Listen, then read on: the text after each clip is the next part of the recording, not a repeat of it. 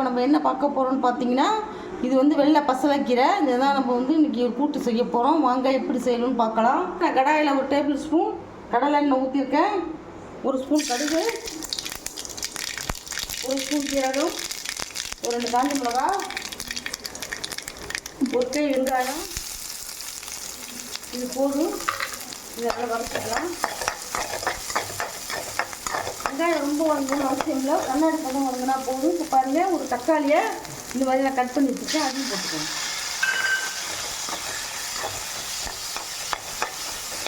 நான் லைட்டாக வதங்க, ரொம்ப வதங்க வேண்டாம், இந்த மாதிரி வச்சுக்கோங்க. கீரைக்கு நான் ஒரு 100 கிராம் பைத்தம்பருப்பை நல்லா பாயில் பண்ணி வச்சுருக்கேன், அதை இதில் ஊற்றிக்கலாம்.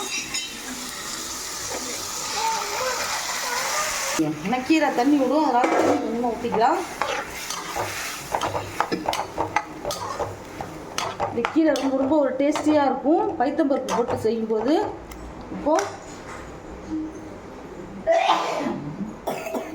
இந்த டிஷ்ஷுக்கு தேவையான உப்பு போட்டுக்கலாம். உப்பு பார்த்து போட்டுக்குங்க. இப்போ இதில் இந்த பசலைக்கீரையை அப்படியே நம்ம அள்ளி வச்சிடலாம்.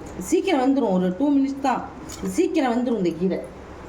இது அறியவே வேண்டாம், நல்லா கலந்து விட்டுக்கலாம்.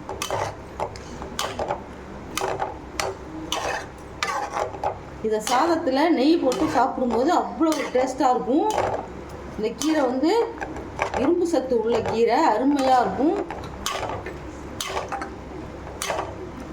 நாங்கள் இதை எங்கள் கொள்ளையிலேயே வளர்த்து வச்சுருக்கோம், கொடியில் நாங்கள் ஏற்றி விட்டுருக்கோம். அதனால் அப்படியே 2 நாளைக்கு முன்னோட இது கீரை பறிக்கலாம்.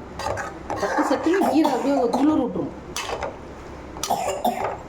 இந்த நேரமும் நமக்கு கீரை கிடச்சிக்கிட்டே இருக்கும். மழை காலத்தில் நிறைய கீரை இருக்கும். இப்போது நம்ம 2 நாளைக்கு ஒருக்க 3 நாளைக்கு ஒருக்க நம்ம பறித்து செஞ்சுக்கலாம்.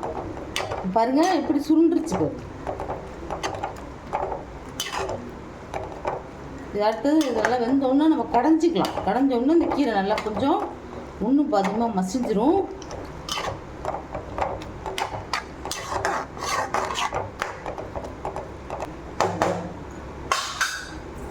அது இன்னும் கொஞ்சம் தண்ணி இப்படியே வேகட்டும். இது மூட வேண்டாம், இப்படியே இருக்கட்டும். அடுத்தது பார்க்கலாம். இப்போ கூட்டு இவ்வளோ ரெடி ஆகிடுச்சு பாருங்கள், இவ்வளோ சூப்பராக இருக்குது பாருங்கள், நல்லா பச்சையாக. இப்போ கடைசியாக இதில் நான் ஒரு 1/4 மூடி தேங்காய் திருவி வச்சுருக்கேன், அதை போட்டுக்கலாம். எப்போயும் தேங்காய் போட்டு நம்ம இறக்கும்போது ரொம்ப நேரம் கொதிக்க வைக்கக்கூடாது. சும்மா லைட்டாக சூடானாலே போதும். கொதிக்க வச்சிங்கனாக்கா தேங்காய் திரிஞ்சு போயிடும், டேஸ்ட்டு மாறி போயிடும். இங்கே பாருங்கள் இவ்வளோ சூப்பராக இருக்குது பாருங்கள். ஆனால் இது வந்து கீரை கம்மியாக தான் தெரியும் உங்களுக்கு, ஆனால் பருப்பு கொஞ்சம் அதிகமாக தெரியும். அப்படி தான் இந்த கீரை இருக்கணும். இது நெய்யோடு நம்ம போட்டு சாப்பிடும்போது சூப்பராக இருக்கும். நல்லா சுட சுட சாதத்தில் நல்லா ஒரு ஸ்பூன் நெய் ஊற்றி இந்த பைத்தம்பருப்பு பசலைக்கீரை கூட்டு போட்டு சாப்பிட்டோம்னா அருமையாக இருக்கும். இங்கே பாருங்கள், இப்போது கூட்டு ரெடி ஆகிடுச்சு. நம்ம ஏற்கனவே இதெல்லாம் தாளித்து தான் நம்ம கீரை அள்ளி வச்சுருக்கோம். அடுப்பு ஆஃப் பண்ணிடுறேன். இதே மாதிரி நீங்களும் செஞ்சு கொடுத்து அசத்துங்க. இந்த ரெசிபி உங்களுக்கு பிடிச்சிருந்ததுன்னா எங்கள் சேனலை ஷேர் பண்ணுங்கள், லைக் பண்ணுங்கள், சப்ஸ்கிரைப் பண்ணுங்கள். அப்போ தான் நாங்கள் போடுற புது புது வீடியோலாம் உங்களுக்கு வரும். தேங்க்யூ, பாய்.